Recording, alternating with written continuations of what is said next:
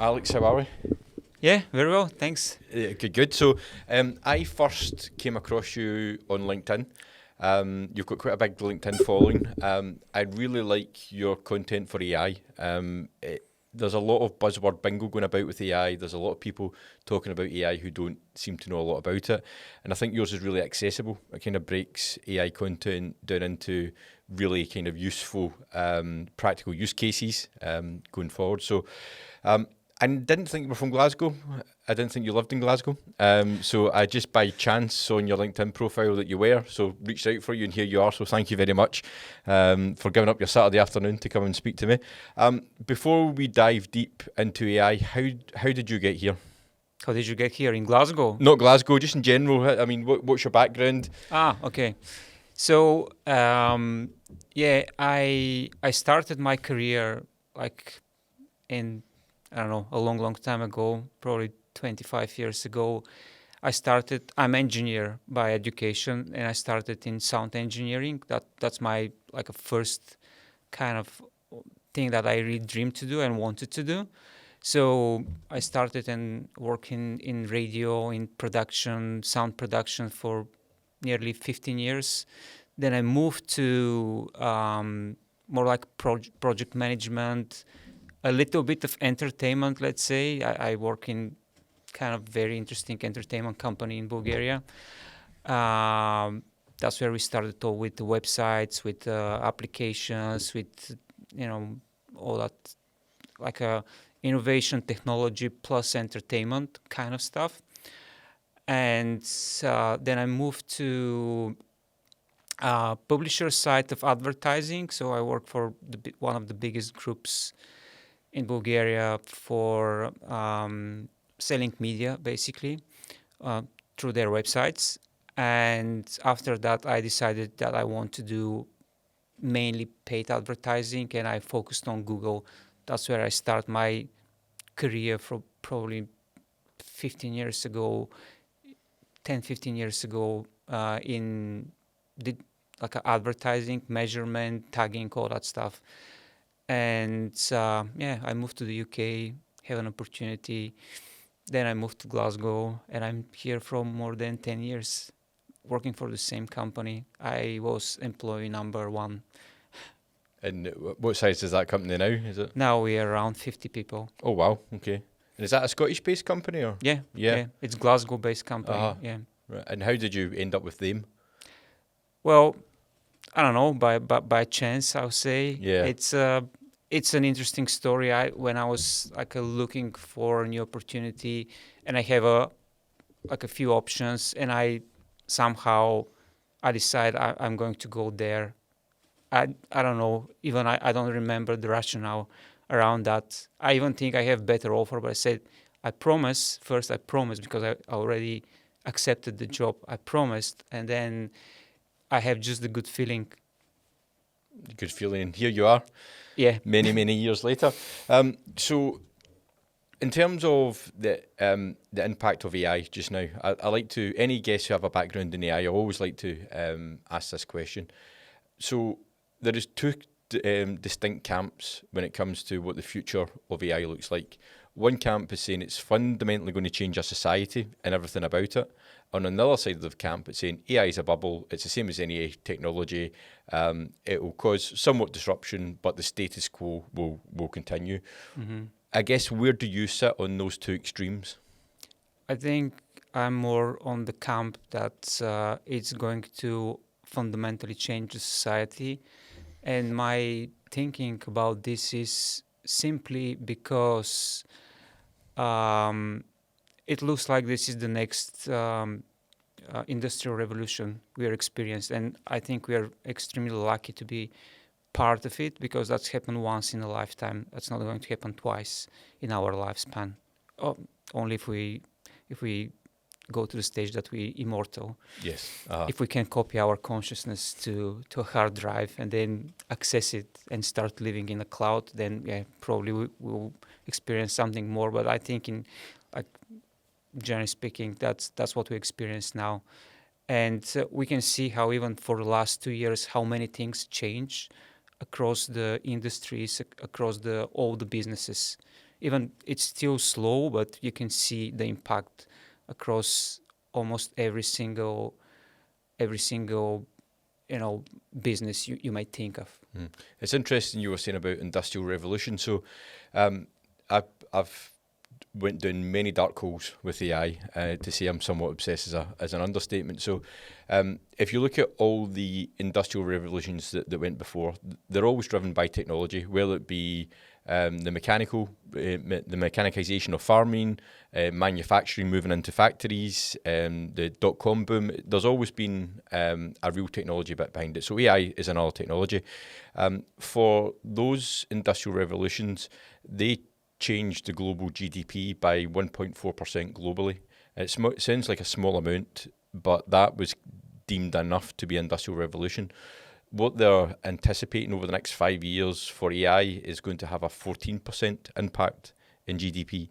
So almost 10 times greater than what went before. So my personal feeling is not only are we seeing the next industrial revolution, I think we are seeing something that perhaps in the history of humanity we've not seen before in terms of speed and disruption.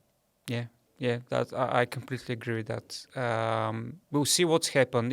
There's a lot of uncertainty of how things going to go, but yeah, technology's always been the disruptor, and I think in recent years we go to the stage that actually the AI is not a new thing. The AI started in the 50s, 60s, last century, but now the technology and the computing power, everything that basically can run AI quicker, it's on that development stage that we can actually run it in real time and get great results. Other than that, before that, yeah, theoretically we think that can be done, but we don't have the hardware to run this.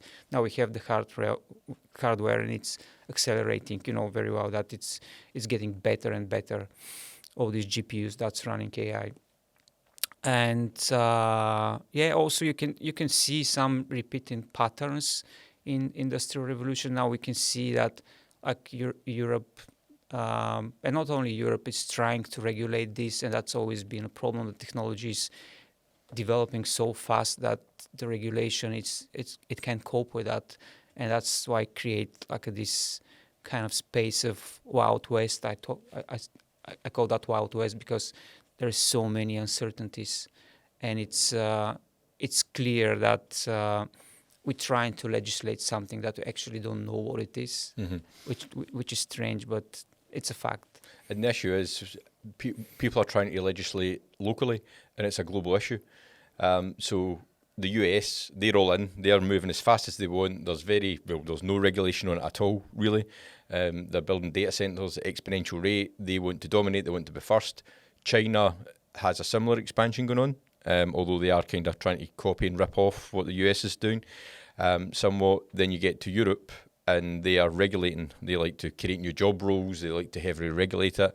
They are somewhat behind when it comes to the emerging technology. In the UK, we are still finding our place. We sit probably halfway between those camps.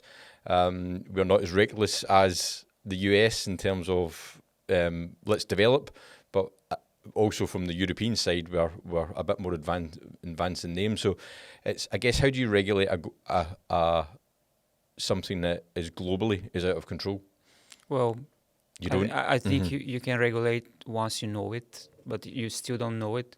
I think probably US is getting the best approach because I've been like last year 2 times, and the way, like one of the events I've been there were probably more than 100 startup pitch up at this event. Just in the one event, yeah. Yeah, and that was from 7 in the morning. This part was from 7 in the morning till 9. There's more than 100 startups presenting for 5 minutes what they've done. If you replicate that to Europe, you see that basically the engineers, the technology is kind of restricted by legislation, and that's why I'm hearing some people like just basically get annoyed of the legislation and say we're going to move to the US because if you're a talent in that space, you want to work on that, you're going to go there, or you're going to go to China. So again, that's an option, or probably to the Middle East, because they also are pushing very, very hard into that space as well. Yes, no, absolutely. And I think with people like you and I who spend most of our lives immersed in AI, it seems blindingly obvious what might be coming. But the vast majority of people have very little exposure to AI in reality. They may use ChatGPT to write some emails. They're maybe starting to use some of these AI tools within their app. But the actual impact to the kind of normal day-to-day life is probably relatively mild at the moment. So what's the best way to explain it to someone who has no real exposure to AI, what possibly is coming ahead? What possibly is coming ahead? Well, that's an interesting question. Let me think a little bit. So I would say probably we can say something like, everything you are doing is going to change somehow. How exactly? I don't know at the moment. We don't know, but it's going to be as revolutionary as an email, or imagine changing from getting like a letter to getting email. That will be something like that if we want to do some sort of example or analogy, because people understand examples in the best way. Yeah. If you try to explain, give example. So that's what will be. How it's going to impact your life in many ways depends of how old are you, what are you doing for a living, and but it's going to be impacted anyway, whether you like it or not. Mm-hmm. So from my point of view, and this is the first time again in human history it's happened, AI is going to make knowledge very cheap. Yeah. Yeah. That's correct. The value of intelligence is going to go down. Yes, and in a particular type of intelligence. So if you look at typically what is upper middle class roles in society, lawyers, doctors, financial services people, business people, they are pretty much paid for the knowledge they hold within their hands. They go to university, they learn lots of information, then they build a career applying that information and getting better with it. That soon is not going to be as valuable as it once was. So I think in terms of disruption, I don't think we've ever had an industrial revolution that actually started with the kind of upper middle class before. Yeah. So there is like I was thinking about these things recently, and I code something Vita, which is V stands for video, I for image, T for text, and A for audio. So everyone working with these 4 or 5 things, video, images, text, and audio, their job will be absolutely different, will be disrupted on 100%. And that's our actually people in kind of middle class as well. And yeah, the knowledge we have and get from university, I think we're going to devalue as well. And I have a feeling that the whole education system, the way we learn, we totally change.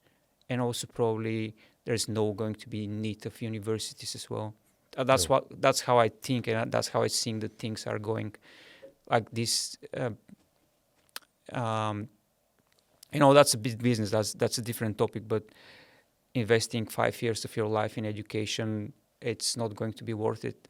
Probably people are going to start do like a micro learning and getting some expertise in specific domain that they can apply basically tomorrow. Yeah. Because they will need something new probably in 3-5 years. So there'll be not like, again, that's assumption. There'll be probably more like people are doing small education pieces rather than something big, because that will be probably 60-70% replaced by AI to some extent. I mean, I couldn't agree more. I mean, even from my own personal background, I never went to university and I never went to college. I've came up through a kind of more practical background. I'm also quite heavily dyslexic, so I find that kind of academic path really hard. since the real emergence of AI, my learning has exponentially increased because I can use AI to learn the way that suits me better. And you can see how that can then go right across society, right across schools, where you can actually chat with a large language model and ask it questions. And the good thing about a large language model is it never gets bored, and you don't get embarrassed saying, sorry, could you explain that? So if I was asking you to explain something to me, I might ask twice, I maybe ask a third time if I don't understand. Then after that, I would probably just, out of embarrassment, go, right, okay. Whereas a large language model, you can say, can you explain this a different way? Can you break it down to steps? Give me practical examples. I'm struggling with this. And I use that a lot to learn.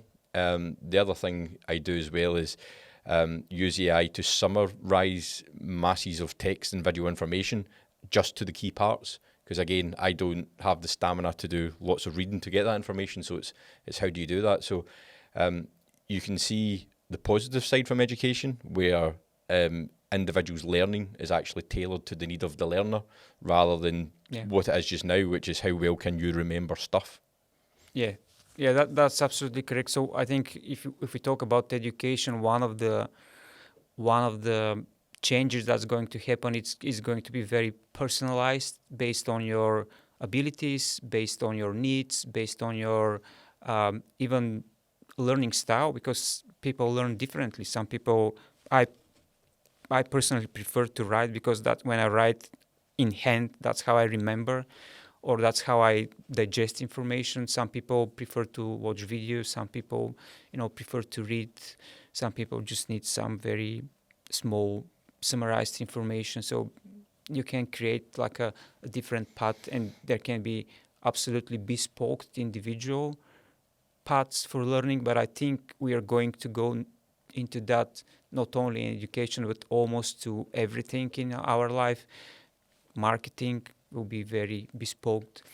Drug development will be very bespoke, because we are created from atoms and molecules, but we are very different, even if we're in the same, even if we are all humans.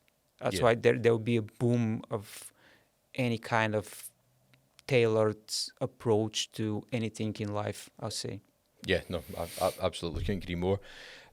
So if you were, what advice would you give somebody if they were starting out on their journey towards AI? So say you're on LinkedIn, you're seeing people like you and I talking about AI, but you don't know where to start. Where do you think a sensible starting point is for people to get a grounding in AI and its use cases? I think let's say I'll try to divide it into two things. The first one is what are your actual needs? Because you might not need AI, generally speaking, based on your profession, based on what you do. But if you're curious, probably start with something small. Get ChatGPT. That's very accessible. There is a lot of information now. It's not Do you think you need to pay for it? I don't think it. I think it's worth it, because it's just you probably pay the same for having Spotify on your phone, so that will give you much more in terms of return of investment. Let's say you can pay, you can get these new things, and just get your hands dirty. Now as I said, there's a lot of information nowadays. It's not like 2.5 years ago that there is nothing, and people. I think even now people don't understand how this works, and probably I'll say start with this, start with something small, but also keep your critical thinking as well, because the way these things work, they made things up based on pure prediction of the next token or part of or letter in the word, in the sentence. So don't get it 100% believe it. So we still need to be critical about that. That's really important. Also, don't expose your personal information there, just like an advice, because you need to protect it. We actually don't know how this is used for training purpose, so we don't want that to go there anyways. But start small, create your use case for yourself, and try to solve it. If you can't, search across internet. There will be someone probably already saved the same problem using the same tools. And then once you solve one small problem, as I said, the appetite comes with eating. So you would like to have more and more of this. I think the education piece is a big opportunity and a big challenge. So I sometimes run in-person kind of workshops for it, an introduction to AI, which is meant for people with no real background to come along and learn the basics of what AI is and how you start to use it. And the biggest barrier I see is you don't know what you don't know, and AI is a different way of thinking. In terms of people simply aren't aware of the possibilities of the technology. And one of the things I like to ask people to do, as an example within their personal life, is to take an export of their bank statement, take all your numbers off it, take any personal identification of it, so it's just the transactions, put a year's worth of that into a model like ChatGPT and start asking it questions about you and your spending habits and your budgets. And even something like that, I think, is quite a good practical demonstration. That used to be you would go to a financial advisor and they would sit down and you would pay them for that knowledge. But you can, at 1 o'clock in the morning, you can sit and have a chat with ChatGPT about the state of your personal finances. You might have goals. You might be wanting to get out of debt. You might be wanting to save for something. You might be buying your first house. And you can actually chat with the model based on your own data and your own information. And I find that's sometimes quite a good practical example to show people actually AI isn't a search engine. The first time I see people using tools like ChatGPT, they tend to use it like a search engine. So they'll search for something. Yeah. Answering engine. Yes, and they don't work like that. Mm-hmm. And that's where the kind of art of prompting comes in. So it's probably worth us touching on that. Mm-hmm. So what is the difference between how you talk to a search engine, i.e. Google, and how you interact with a model like ChatGPT or Google Gemini? Yeah. Okay. So the prompting is really important because in the way you prompt, that will give you better or worse result. I'll say there is like probably two strategies you can use in general. The first one is just start asking questions and then kind of narrow down of what exactly you're searching for, what exactly you're trying to achieve. So it's kind of like a real chat going on and on until you get it. Then the other is to create one big prompt, but you need to follow some rules and then just go almost in one go. There's some like a practical tips. I'll say you can define a role when you say, like in your example, say act as a financial advisor, and that gives ChatGPT a really focused of what part of the whole information they have at the background of the whole large language model exactly to use to answer your question. Then instruct, say what you actually want to, what's the task, what do you want from me, and say give me advice about X, about anything you ask, and then you say something else. You can define a tone of voice if it's something you want to write. In your case, you don't need that because it really doesn't matter too much. Then the other thing you can do is to give an example of what actually you expect as an output. You can get a real statement from a real report from your financial advisor. Put this as an example and say, I need something like that. That will also give like a good understanding of the model, what you're expecting. And if you want to be in a specific format, you can say format it as whatever you want to be in a spreadsheet format, or you want to be paragraph style, or you want to be bullet point style and all that stuff. So you can define that in one big prompt, and you can get it at once. Something I found really interesting as a strategy is the first one I said, you ask the question or say what's your problem, and then say something. You say in the prompt at the end of the prompt something like, I'm improvising now, but something like, before you give me any answer, ask me any questions that will help you clarify That's my a big problem. one, I think. Yeah. And then answer once you achieve 95% of understanding, and then it start asking questions. You start answering, and then say, okay, my confidence is 75. 5 more questions. You answer those questions.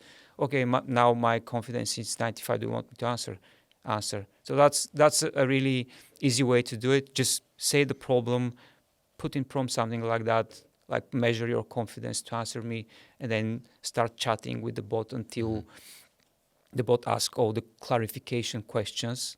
But generally speaking, my understanding is that all these rules that we use to communicate with humans are actually applied when we communicate with AI. The same rules. That's why we give examples, because sometimes I'm trying to explain something to you, you can't understand. Okay, I'll give you an example, and I'm giving you an example, and all this stuff are absolutely the same in the way we communicate with people. Like if you have good communication skills, communicating with people, you are probably be naturally good prompter. Yes, and I think that's where some journalists, for instance, they seem to be quite good at prompting because they have a very structured way of breaking down a logical question into problems to try and break it down. So I normally say to people, treat it like a very highly intelligent new start employee that you've taken into your business. So they have all this information in their head. You bring them into your business, but they know nothing. They don't know where the toilets are. They don't know where the photocopier are. They don't know what their job is. So if you turn up if you get a new employee in the door on day one, you say, right, could you write me a report that's going to the board in 5 minutes? They won't know what to do until you say, well, this is a board, this is what we do, and you give them all the information. Prompting's exactly the same. You've got a large language model with an infinite amount of knowledge who knows nothing about you, your request, or what you're trying to do. Yeah, that's a very good example. Yeah, and going forward, I think one of the other things that people need to understand as well is large language models want to provide an answer, and you need to be very cognizant of that when you're getting answers back. They will give you something with absolute certainty, so it will come back and say whatever the response was, and you'll read it like it's 100% truth, because they want to provide an answer. They're gold on their own reward scheme of providing you with an answer. But you can actually ask models like ChatGPT, between 1 and 10, how sure of you that this answer is right? And it's amazing. Sometimes it will say 2. Because it's tried to get to an answer. So I think it's very important that people understand that these models are generative. They're not deterministic. Yeah, exactly. And they're not 100% based on fact. Yeah, that's true. I think that's one of the biggest challenge. That's why I said in the beginning, critical thinking is really important, because you can blur the lines about what's true, what is not, and you can get something completely made up. And I think there's a case somewhere in the US, a lawyer was using ChatGPT, and it creates a case that he used in the court, but he said that's actually not true, and he lost his license at the end of the day. Yeah. So it can be even destructive. We really need to be, let's say, I don't want to say careful, but we need to be very critical. I think we do. I think we also have to be skeptical of who's training these models as well. Now, I'm not one to sit with a tinfoil hat on in terms of conspiracy theories, but there are very easy tests you can do with these models to see their inherent bias within them. So if you ask ChatGPT certain questions about US politics or kind of social problems that we're seeing just now, it will give very one-sided answers, and one time it might even say, I cannot provide an answer with this. And I've also been playing about with DeepSeek as well, which is a Chinese version of that. It doesn't seem to know anything about Tibet or Tiananmen Square. It just simply won't answer these questions. So both sides, you have people who have put bias and information into it. So I think people need to be very aware that these models do have inherent biases, because they have been trained on the internet, then retrained with humans. Yeah, that's actually what's happening. I think they're trained through different kind of data, and also this data is biased anyways, because people are biased. Yes. So that's a thing that we can avoid. That's how we are as humans. But also after that, they are kind of somehow fine-tuned to how they answer on some like edge questions. So they're kind of adjusted a little bit of adjusted a little bit of how to answer those questions. But yeah, um, if you try to zoom out and look at the big picture, it's not different with Google. Google is doing the same. So there is some information that I assume it's like a little bit put someone in the back, and some information is emphasized based on a lot of interests and etc. etc. You know what I mean? Yeah, absolutely. So I think we all need to be just mindful that, and the risk is that people start taking what these models say as absolute gospel without questioning them. Mm-hmm. ChatGPT said that, so it must be true.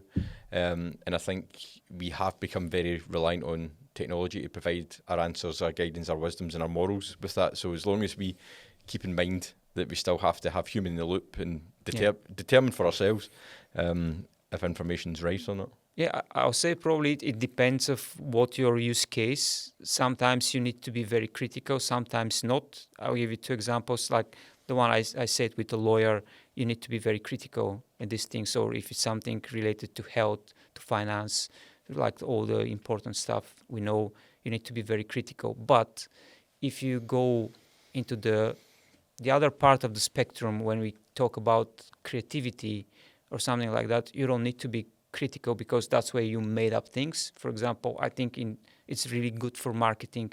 If you do ad copy or something like that, marketing is selling dreams, basically. So you can use the tool to give you ideas, to give you inspiration, to help you write better. And then if it's something you're anyways made up, it's good. It's good, and you don't need to be critical. You may say, I like it, I don't like it. If you don't like it, change it or continue prompting until you get whatever you want. Or give examples of how you actually write, so it can use these examples to help follow the same style. I think that's hugely important, because with the ability for AI to, it's very good at marketing, but with that ability, you're now starting to see mass-produced AI text everywhere within social media.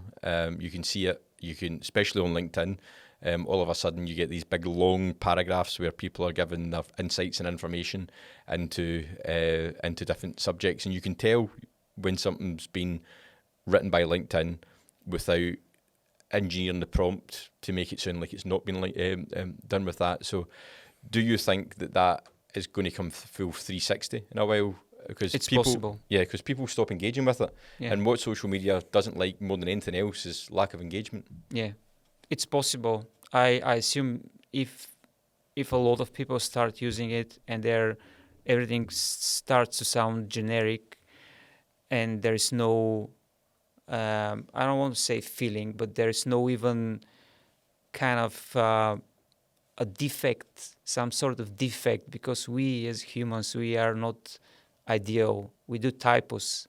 We are very good at producing defects.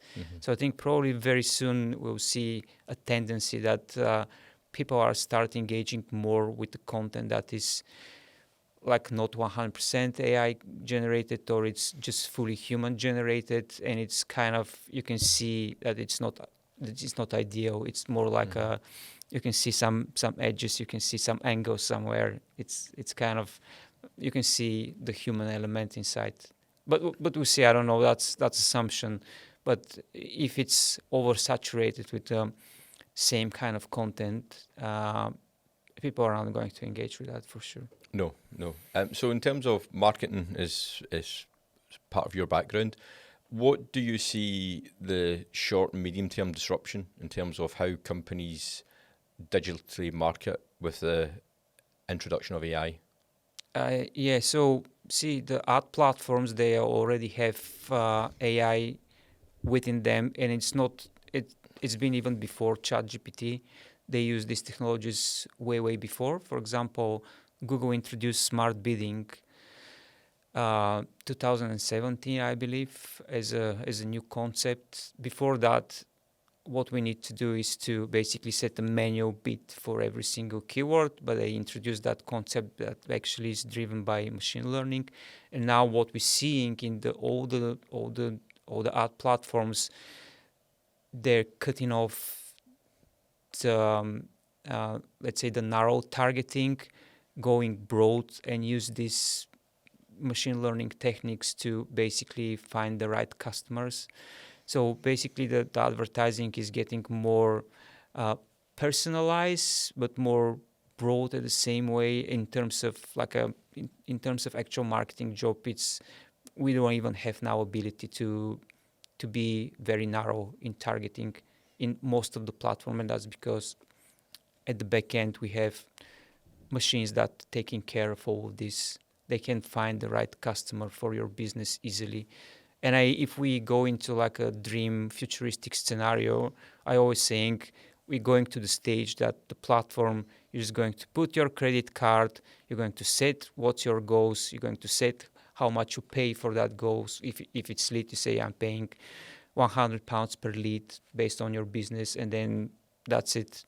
The lead will appear. Game over. It's going to create an ad for you. It's going to personalize experience. It's going to find the right customer, and it's going to work to give you the right ROI. That's very futuristic, but that's where the things are heading, or that's how I see the things are going on. I have a concern over the future commercial model of the internet. So if you break it down to its simple components, you advertise on Google to appear on a list. You then might advertise on a site. So you might have a banner ad, or you might pay the website to promote your services. So there's all different types of ad targets that we are served digitally, but it's to interact with a human. Now, we have seen the emergence of technology recently of OpenAI Operator, where you have agents browsing the web on your behalf.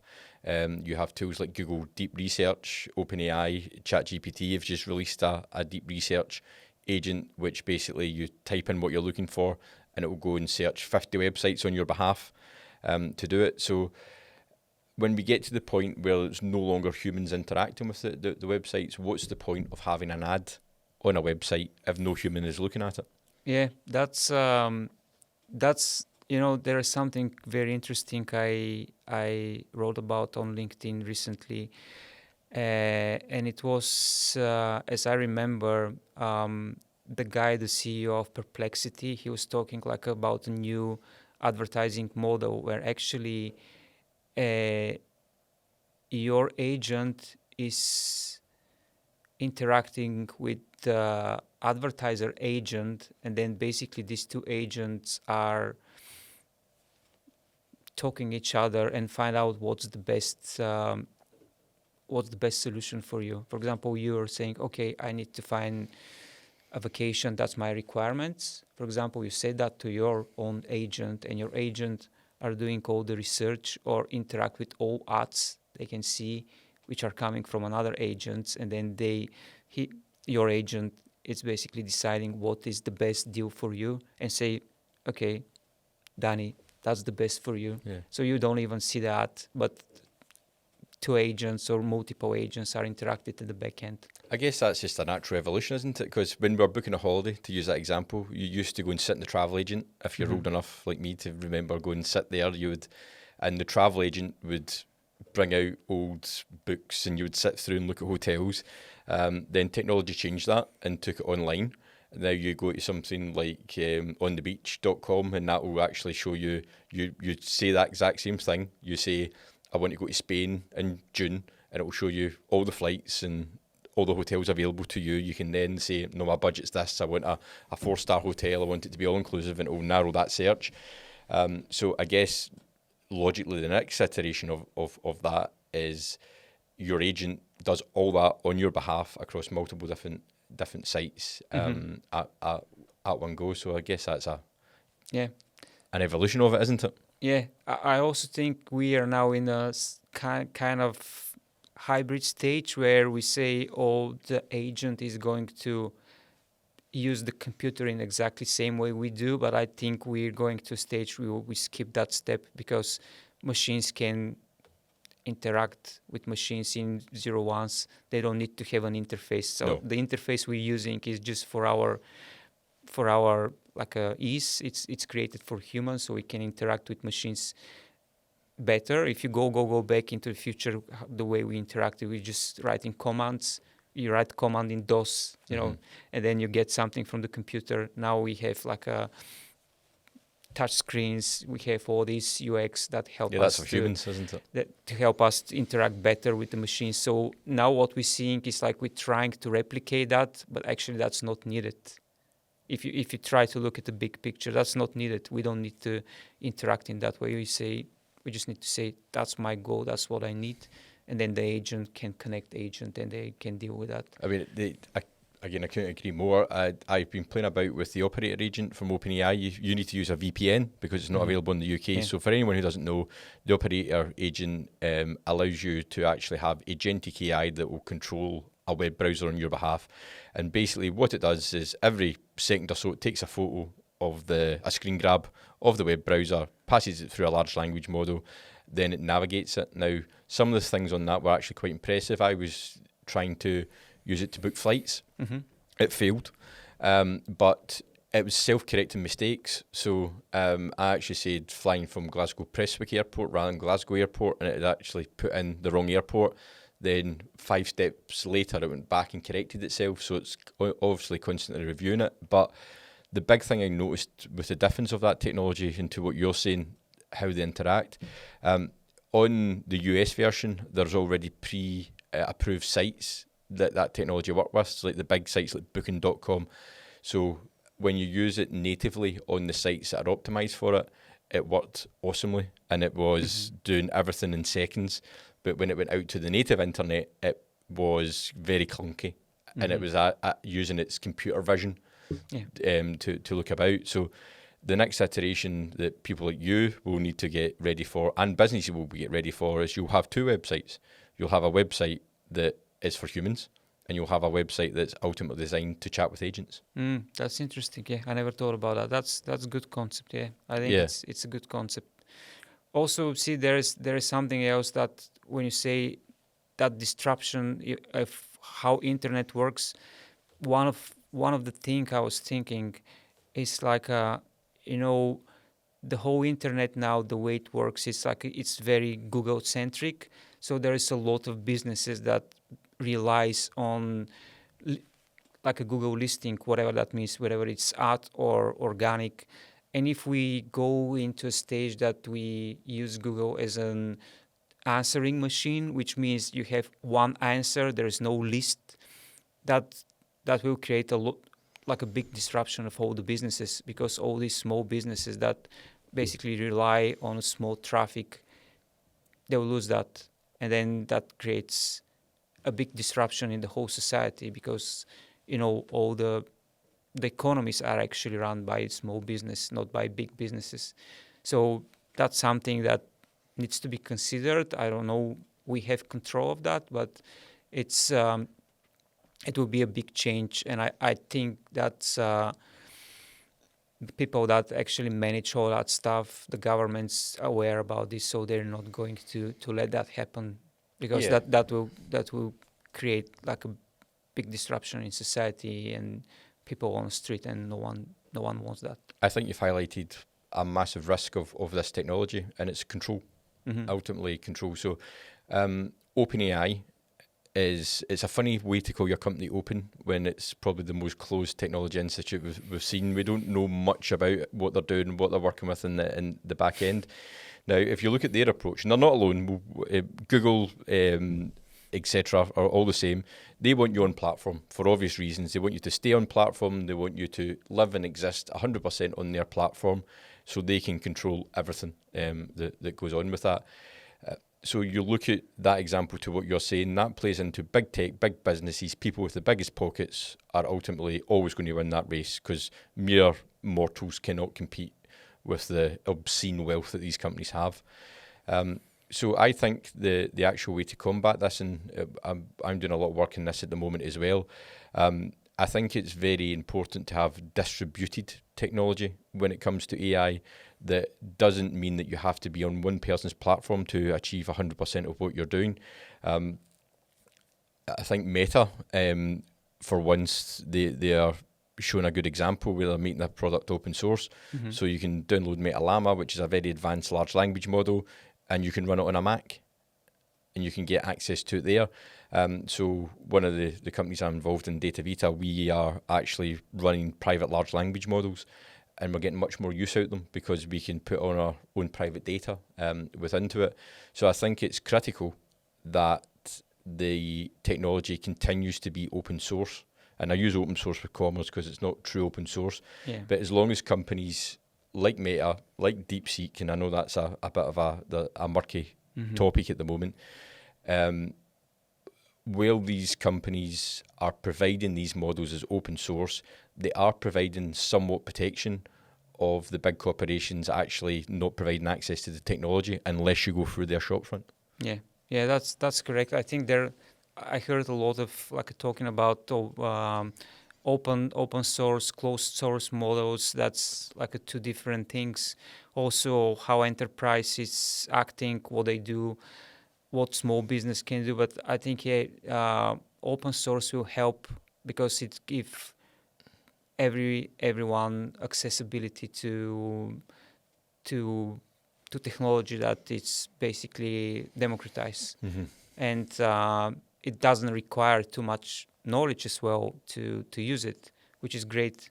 Now almost let's say every single small shop can, as you said, download Llama, install it on one machine, and then run whatever they need without needs to be subscribers for big companies. So that's great, and I think there will be more of those open models, and people will use them whatever they need. But yeah, I think that's a good way to continue around the society in a democratic way. Because we need to watch as well. If you look at OpenAI again, ChatGPT was free, then it was £20 a month, now it's £200 a month.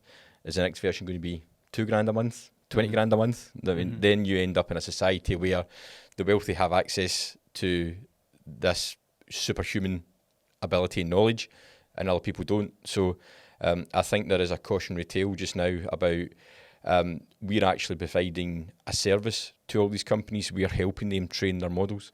They actually, the big thing they want, and that's why they're happy to lose money just now, is they want people on platform interacting with them because they are getting lots of value, lots of useful information, lots of data to be able to train on. But there'll be a flipping point somewhere when it's more valuable just to license it and to make money off it.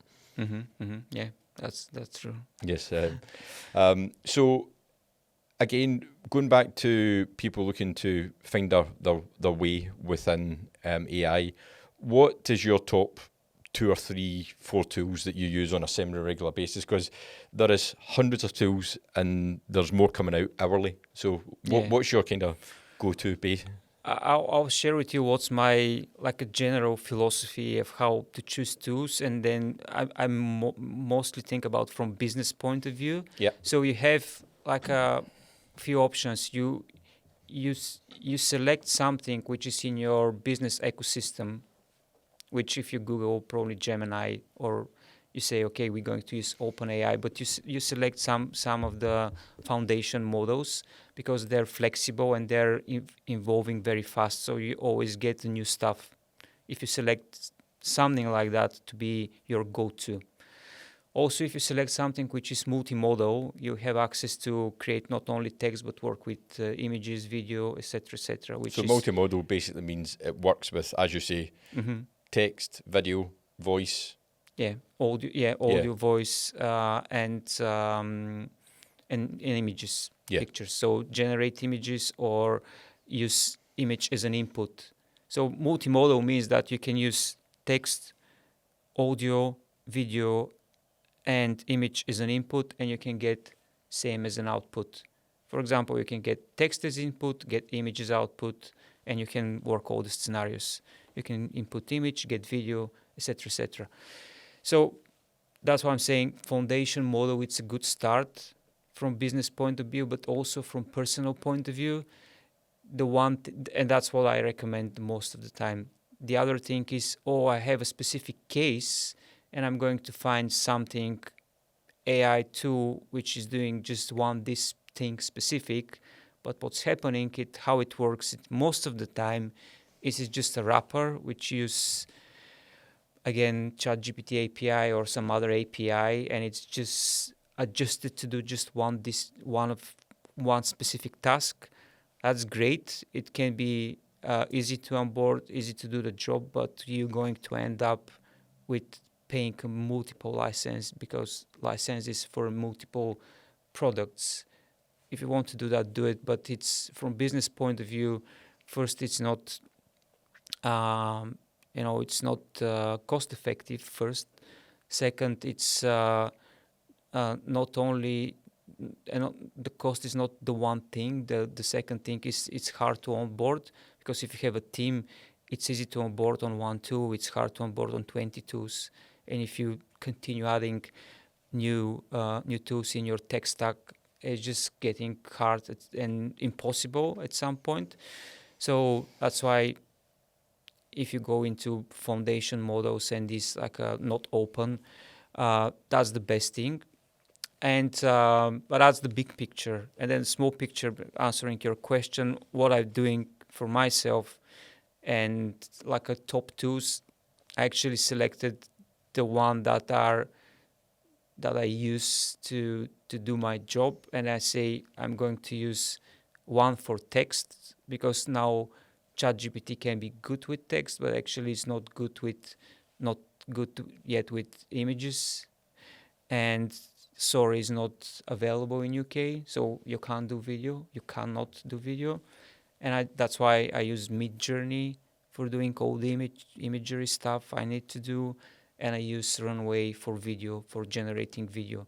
That's 3 tools, and I use 11 Labs for audio. Mm-hmm. So these 4 tools covering almost everything I need to do, and I have some additional, but these are like my, let's say, 4 top tools I'm using almost on daily basis.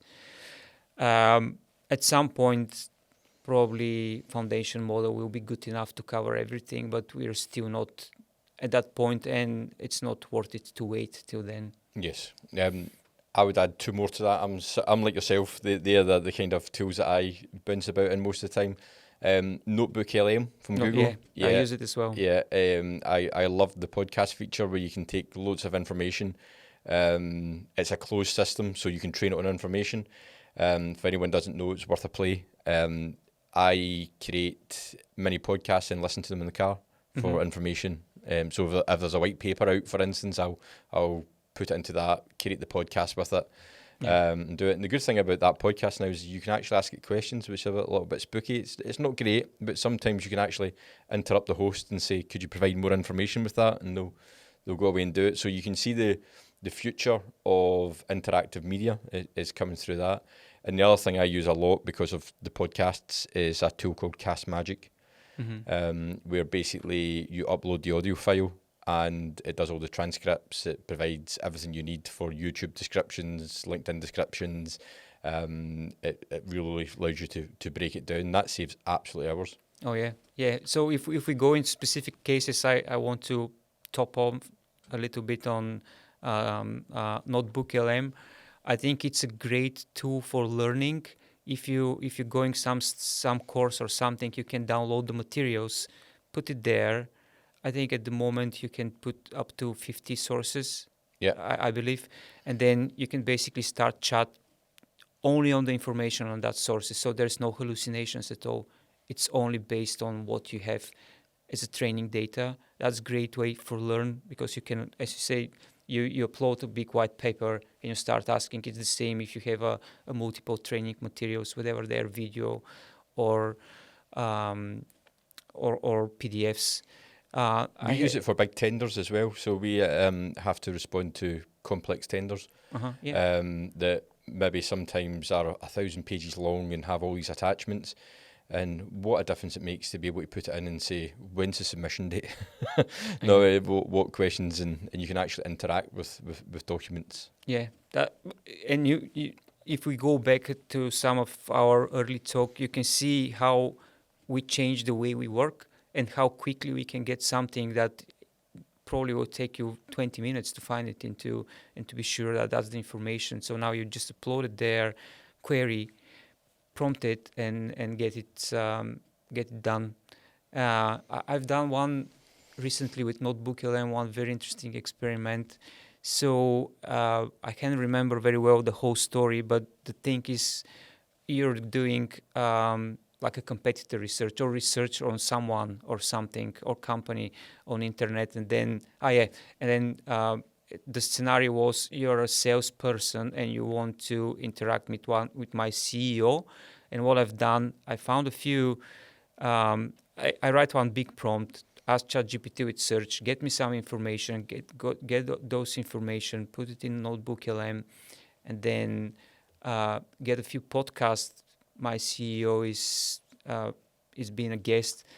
Put the podcast video, YouTube video as a source, and then I said, just describe me the communication style of this person, because I'm a sales. So what's the best way for me to interact? That's very good, actually. And very good. I just give you exactly. I take this and get it to Laura, say, what do you think, is that correct? And she said, that's 100% correct. So you created a virtual CEO you could interrogate. Yeah. So that was interesting experiment, I'll say. And when you talk about podcast, something we use, and it's really good, it's called Riverside FM, where you basically upload the whole. Basically, you can record the podcast not in these settings, but you can record it as a people are in different locations, like a video call. Yeah. And you can create the whole podcast. And actually, the one thing which amazed me as a sound engineer, ex-sound engineer, that the way in the past we edited audio, and I'll get you far, far away past, because I still can do a montage or editing on reel to reel. I can do that with cutting or without cutting. Yeah. So now you can basically get the text and cut something in the text. So you edit like a Word document now, and this is editing the audio and the video at the same time, which is amazing, like amazing advancement in the technology compared to it. Even 20 years, if you just think 20, 30 years, that's a very short time. Mm-hmm. So we've got a 3-camera setup here. Historically, that would have taken hours to cobble together into a podcast. We now put it into software and it auto switches it, and it takes about 30 seconds, and it's probably 98% accurate in terms of you have to go back and say, well, actually, you went to the wrong camera at that point. Yeah. So that's turned maybe a 4 or 5 hour job per podcast into a 30-second job. Yeah. And editing, that's why we talk about, if your job is something related with audio, video, it's going to be affected, or text. So these people, but I think still, people are afraid they're losing their job, etc., which is understandable. That's a normal human psychology. But I think if they start using AI today, they can emphasize their actual expertise, skills, and be way, way better at their job, and they will be preferred, because this AI revolution will create a lot of new jobs that we actually don't know at the moment. So I have a lot of hope and a lot of fear as well. So I've got 3 young kids, so they're going to grow up in this. They are going to probably land right in the job market in the thick of this, coming out. So the AI is going to create a lot of opportunity and disruption. For the right people with the right mindset, they are going to be able to cause more disruption than ever was possible before. You'll have single people turning billion-pound companies from automation and AI. Now, the one thing I worry about is we seem to be, I'm kind of early to mid-40s, and we seem to be the only generation that really knows how to work computers. When I was growing up, I would I would fix the computer for my mum and dad, but now I'm fixing it for my children, because that's cool. They've been born with technology, and they have no interest in how it works. And I was actually thinking about this. They look at it the same way you turn on a tap. Mm-hmm. Now, if you were to sit down and think about, right, turn on your tap, tell me every process that happens to get water, you'd be like, oh, right, I know there's pipes and there's probably pumping stations and they clean it somewhere, but it's kind of an abstract concept to us.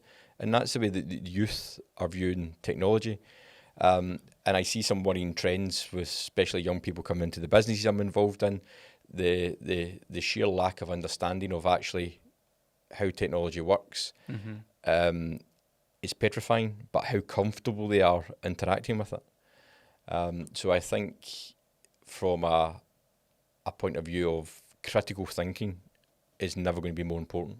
Yeah, but that's probably something that needs fundamentally change in the education system, because now you're rewarded to basically tick the boxes to remember something or to know something, which is kind of like, when I think about my children and the way they gone through the high school and the way they're doing tests and all that stuff, it's just, I think it's kind of looks like a tick box exercise.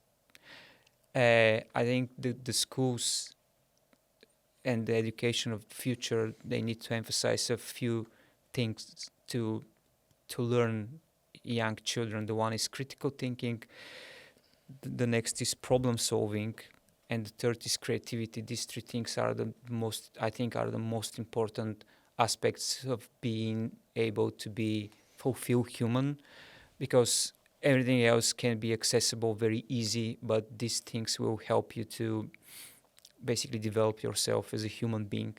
And if the schools are able to move into that direction, to put more emphasis of developing these skills, that would be great. I don't know if they want to. I have no idea. I'm not in education, but I think that would be very, very important. Or parents as well, because parents have their own kind of role in growing up the children, so they also can work on emphasizing this one area or another. I think it's going to be on the parents first, because unfortunately education systems take decades to change. Mm-hmm. They don't change fast. They've been designed a certain way, and they change slowly. So I think it is on parents to understand how these technologies are going to impact their children. But then it comes back to this whole learning cycle. If the parent doesn't understand the technology, how can they then view the future? So you're stuck in a loop, and it sounds quite. I guess it sounds quite negative, but it's always something we're going to have to navigate together. And I think the biggest advice I would give to any young person just now, and this has always been sound advice, but I think it's never been more sound advice, is find something you love to do and do it. Because the old saying is, you'll never work a day in your life if you enjoy what you do. I think that true creativity and passion for stuff now is going to be so important. Yeah, that's a good advice. I always say something similar. You need to work as a day job, something you enjoy, because if you don't enjoy it, that will be a burden. Mm-hmm. And if it's a burden, it doesn't make sense, because you're basically wasting your life. I've been lucky, extremely lucky, to always do something I love to do. I never work on something that it's just going for money, and I never done this in my life. So whatever I've done, I always have a passion for it. Have a passion, have a really feeling about this. And that's why I even don't count working hours or things like that. For me, that's not important, because it's me. For me, it's kind of almost like a hobby. Yeah. The everything I do is like I love to do that, and it's great. And for me, there's no Saturday, Sundays. There's no late nights. You need to put something on the family. Some time with the family. But apart from that, if I'm interested, I can be almost 24/7. Yeah, no, very similar. So last question on AI. What's your biggest hope and biggest fear when it comes to AI? My biggest fear is that, let's start with fear. And Finish your hope. And on the positive, my biggest fear actually it's not the technology, it's not AI, it's more like people and how people are use it and how much people are critical to it. So as we talk, all the talk today we have is like we need to, to emphasize of these things. So that's my kind of biggest fear, that actually people don't understand it or they don't want to understand it as well. It's like a very black box thing, and it's going to be even more black box.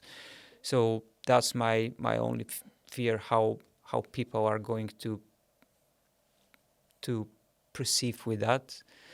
And my hope is that AI can basically create a better life for people, better society, better technology, and better life in general. That's hope. I hope that's going to happen, and we have like an indication that a lot of things can change in that way. And also I hope that we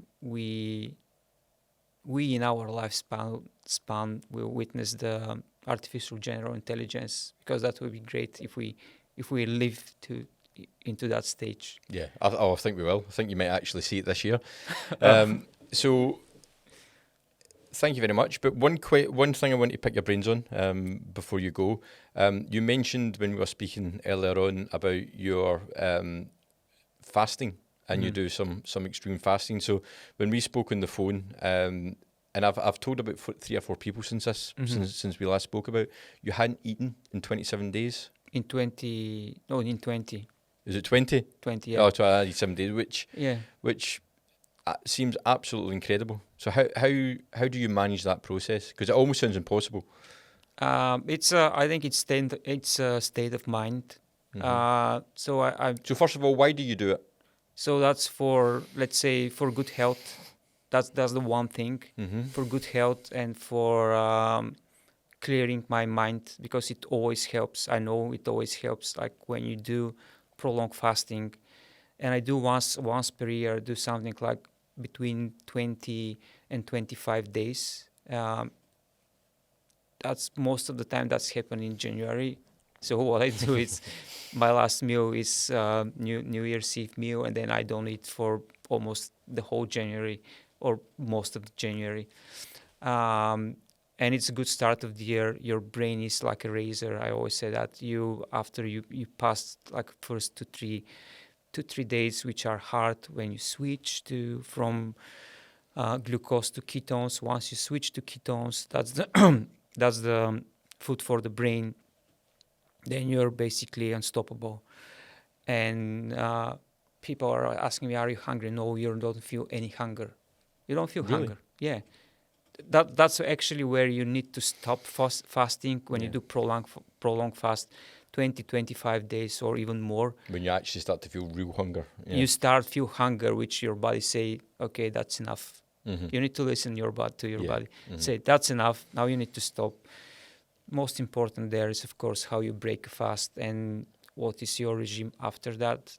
But yeah, I do that, and I also do every single day like a intermittent fasting. I eat once per day, and that's my dinner most of the time.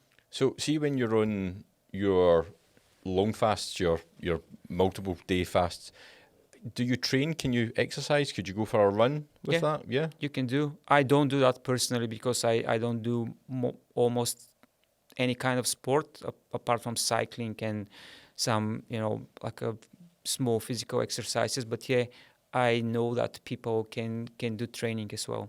Okay. In terms of when you're going through that, clearly you're having water, but do you have anything else? Do you take vitamins? Do you take supplements with it, or is it just simple water? I drink water and tea without any sugar or anything else. Just good old-fashioned English tea? Black tea. Yeah. Sometimes I drink like a peppermint tea or green tea, things like that. You can drink coffee as well if you want. I don't drink coffee, but you can drink coffee, again, without sugar, without anything. No sugar, no milk, like a black coffee, black tea. That's how I do it. But you can do only water if you want. And the other thing you can take, I don't do it all the time. Sometimes I do it, sometimes I don't. It's to take. You need to take a little bit of electrolytes because they run the process in the cell. So there's like a pills, and then inside there is salt, magnesium, and potassium. That's what you need to run the body. Apart from that, nothing else. Sometimes I even don't do these things. What you can feel after, let's say, 10, 12 days, you just start to feel a little bit nosy, like like a dizzy kind of stuff.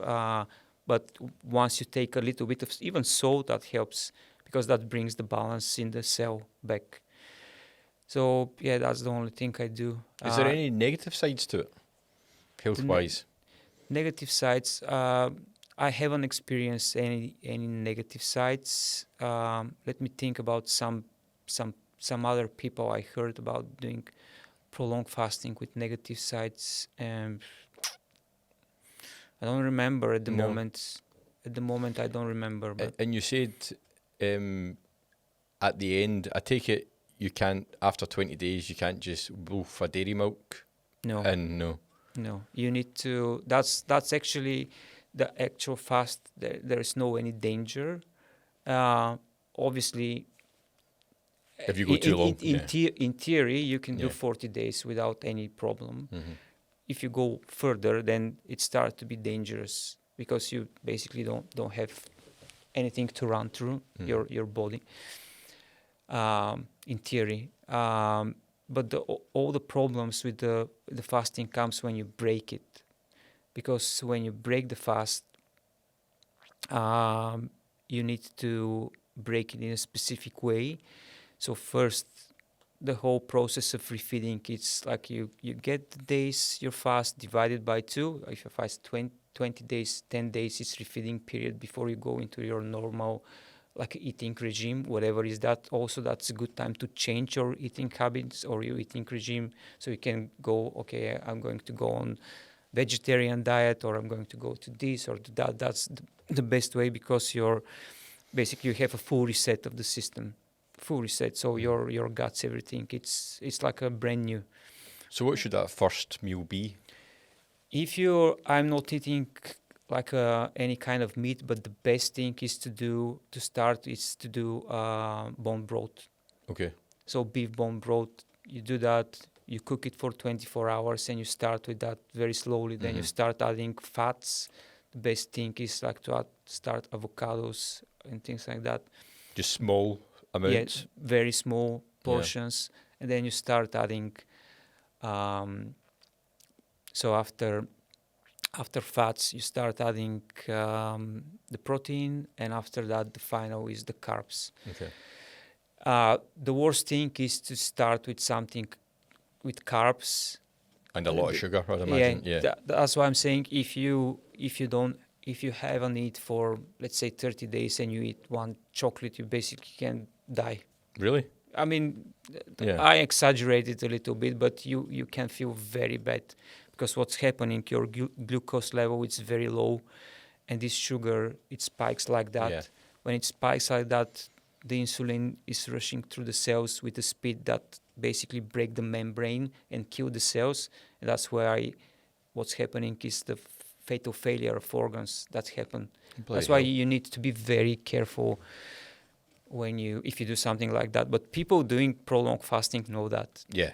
They know that. They read about this. There's more information. They read about this. They know that the break of the fast is really important, and they have an information of how to do that. Yeah. No, that's absolutely fascinating. I take it, is that something lifelong that you'll do? Fasting, intermittent fasting, prolonged fasting?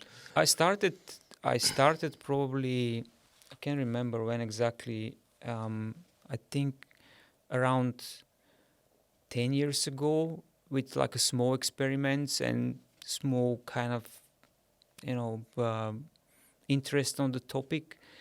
And then over the years, I started reading more. I started participating in groups, like hearing what people are saying. I'm not a doctor. I can't give any advice of that.